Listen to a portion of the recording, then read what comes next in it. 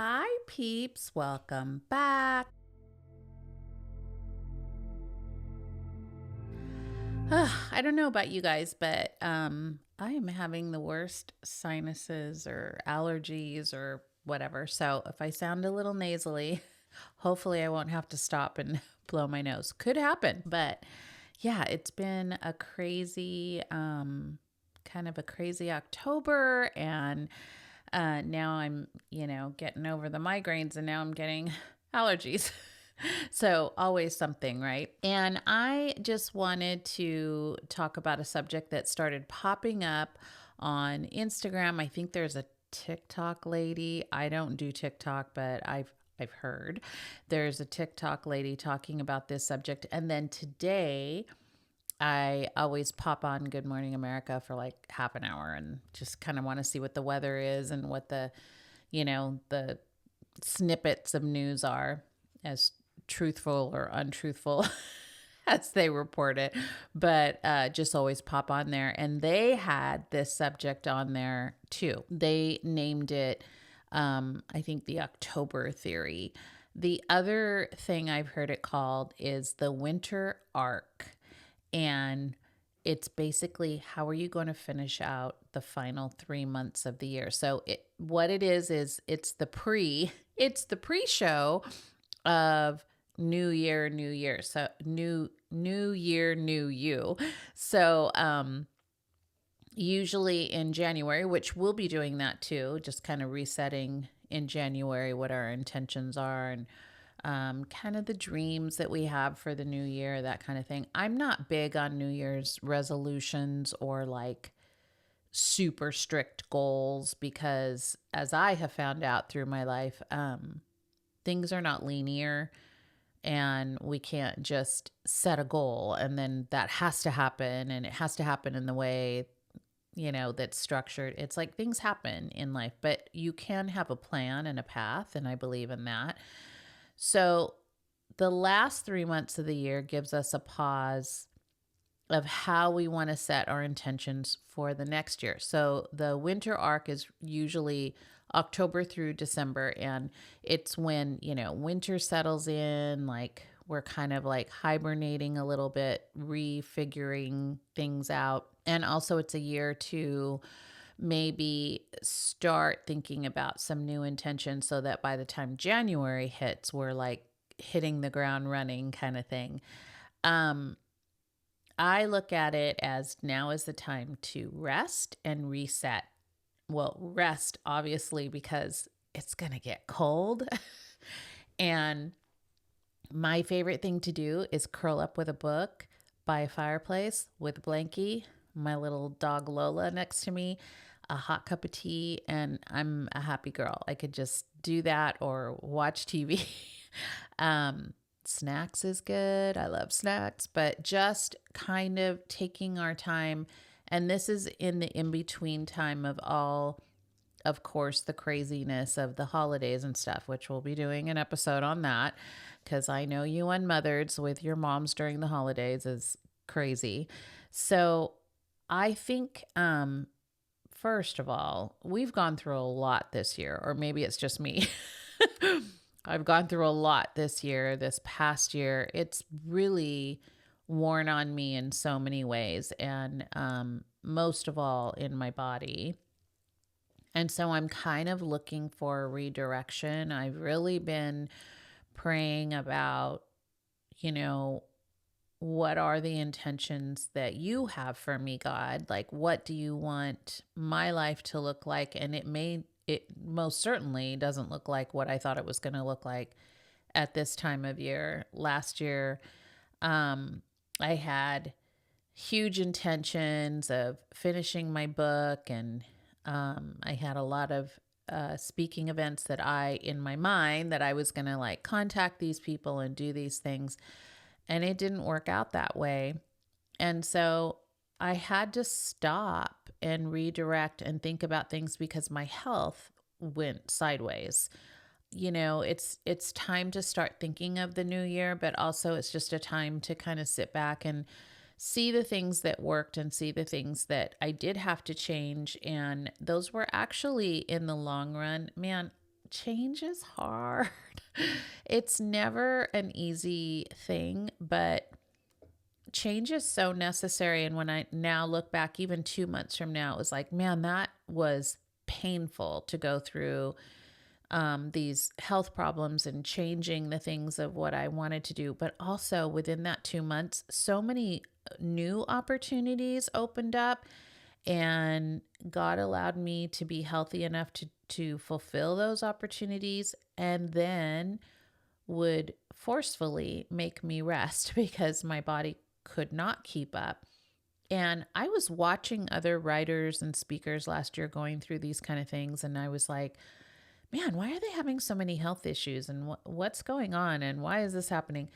And now I see, like, there is a plan, and he does redirect you and he does re-guide you. And so I think this is a good time to sit in a winter arc and think about the things that work, the things that doesn't, and how you want to continue kind of a slower pace in some areas, and then some areas where you may need to let go of some things, and then some areas where you may need to push into a different place.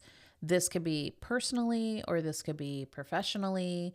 But October through December is a really good time to sit back. We now can stay in a little bit more, sit back, really think about what we want the new year to look like before the new year hits. Also, it is colder, but it's kind of a cool thing to go out all bundled up and just take a walk and feel that fresh air on your face. So that's kind of a good way to like regroup and rethink about things when you're taking a walk. So the winter arc, so it's like, what kind of steps can we take now to meet our winter goals? The arc can be started at any time in the winter, but the best time, they say, is during these last 3 months. And by the time this airs, it's probably going to be the end of October, maybe sometime in November. So you're already a month behind, but it's fine. So November and December, you have that arc. It'll still be a good time to regroup and reset. So it's important to be clear with your goals. I don't think that, like I said earlier, it doesn't have to be a linear thing. Like my life was not linear this year at all. Like everything that I thought I was going to be doing, none of it came to pass. New things came and they were great. And so I'm learning to just go with the flow, which I've always been that kind of a girl anyway. But this, I'm learning even more so that, we don't have to be so strict with our goals. I don't really like strong goals. I've never been that girl. Like all my friends know this about me. Like I have friends that are huge, high achieving goal setters. That's just not me. I'm not competitive. Mike and I are watching this show called The Summit right now, and I've had about 5 heart attacks. That everything is about goal setting and getting to this place at a certain time, and then you have to like climb over these rocks and then go through these loosely, they're not even they're like rope ties that you have to go across these canyons or whatever in New Zealand, by the way. I'm flipping out, but I told Mike, you could do this because you're mentally strong. I could do it physically because people don't think I'm as strong as I am, but like, I mean, if I get angry enough, I can physically do it. I would fail in the mental. I'm just not competitive. I don't like to set goals. I am kind of a free form, like take the day as it goes kind of girl. And so I do think it's important, sitting through this winter arc and just kind of sitting back and then kind of reevaluating where things have been and what can I do. There were things that, mentally I had to step aside and put aside. And so physically and mentally I was struggling this year. And it was a disappointment to know that I couldn't finish this book on deadline, and nobody was pressuring me. That's what was so great. My publishing company has not pressured me one time, but have continually said, we don't need to hear from you. We just want you to know we're praying for you, which means so much to me. They have all just let me take my time. And so now that I am feeling better, this winter arc is like, that's the first goal, is to just really like, the book is done. I just have to reformat it. There's some things that I want to tweak. I went over some stuff with my editor, and there's some things that I want to add to. And so it's just that kind of stuff. And I think that's even harder than just sitting down and writing it. Sitting down and writing it, it's like you just write out all your thoughts. Then you got to go back and like tweak all the things and make it better. And that's where it gets really hard. And then also I have to do footnotes because I'm referring back to other books and things like that. So this gives me time during this 3 months to really do that. Also, I had an opportunity to be in a compilation book again. I think this is my 6th one that I've done. I'm trying to combine them all and put them all in the same spot in my bookcase so that I can go along. I'm shocked. Like when I started thinking about it, I was like, oh my gosh, like I've been asked to do quite a few of these compilation books to have these chapters in there. So we just did one. It's coming out October 26th. It's called Strength in the Storm, and it's written with 30 other women. So I was able to do that one because it was just a chapter. That's easy to go back and, rewrite and do all of those things. And, we had editors and things that helped us with that. And so that was a really good book, and these women sharing these stories. And in this book, I wrote about my divorce and having to start over, which is really a strength in the storm. And I don't talk about my first divorce a lot in detail, but my editor challenged me and said, I really want you to write about one of the other stories instead of just the mother-daughter, because there's these other hard stories that you've gone through. And so I wrote that one, and she was like, that's such a good one. And so we did that. So, in between all of these hard struggles, like my health and mental struggles and things like that, God has just shown me grace and strength through it all. And so my goals had to change because of some things, but God provided more speaking, more coaching opportunities than what my goals had started out to be originally, which is so crazy because I do keep track of, how many people I want to coach throughout the year. And I do keep that in my planner, and I try to stay on track with that. But, again, like that was changing because of my health. And so I wasn't sure if I was going to be able to do that. And, God made a way every single time I was able to sit back. And when I needed to rest, there was no clients. And then when I was starting to feel better, somebody would call and say, hey, I think I need coaching in this area. And I'm like, great, let's do it. And that has really stayed consistent, which is really nice. So this time in the last 3 months, I want to sit back and really make some new goals where it's concerned with the coaching. I still have in the back of my mind, I want to do like some kind of a course or a master class. Our UnMothered community on Facebook, our private group, is growing by the day. I cannot believe where this thing started. I started with 12 women. We have over 100 women in there now. About 2 keep joining, 2 or 3 every week, which is great. It's just growing and growing. But I have not been able to be on there too much. And so I want to change that for next year to be not only doing the podcast where they can follow along, but maybe throwing in like weekly little tips or something for them to keep them encouraged.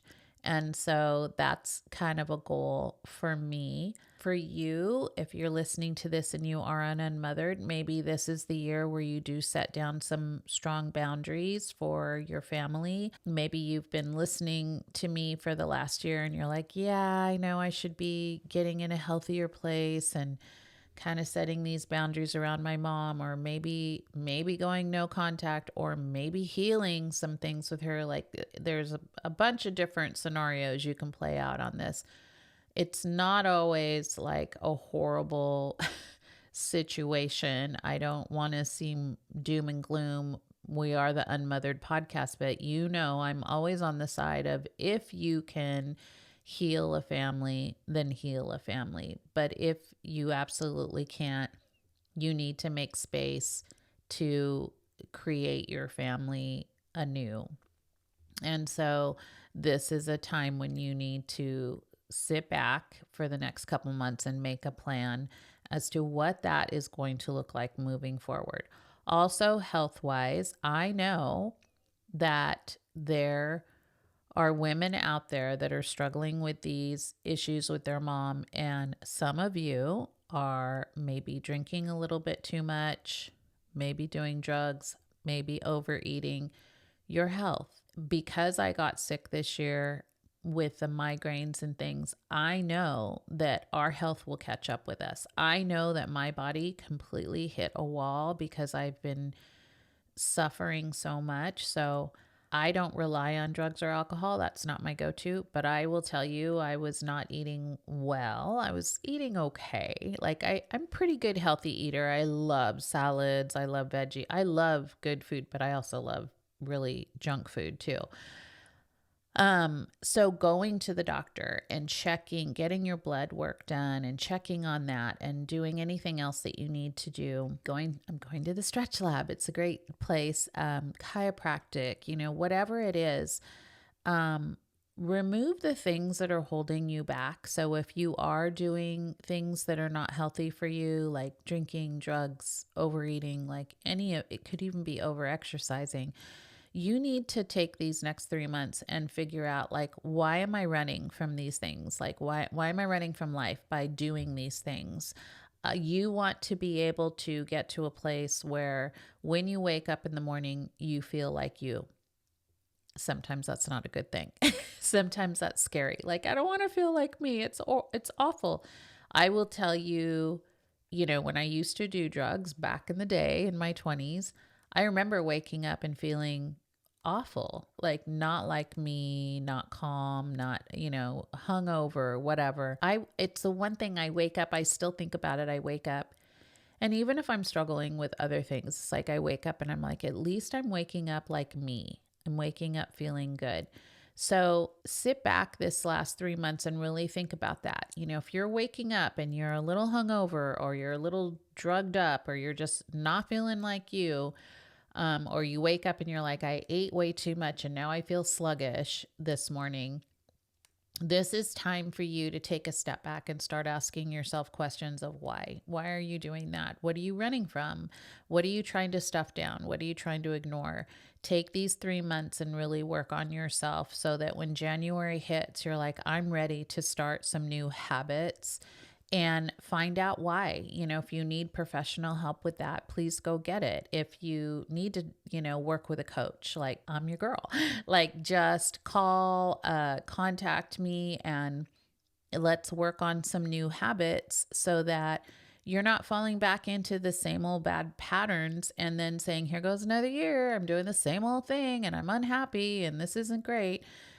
We don't need to keep doing that. Now, I will say, so I told you earlier, I'm not a huge goal person, but I do love writing things out in a planner. And I have a checklist that I can even mark off daily things or move them with an arrow to the next day and then rewrite it in. And that helps keep me on track, even when things went sideways this year.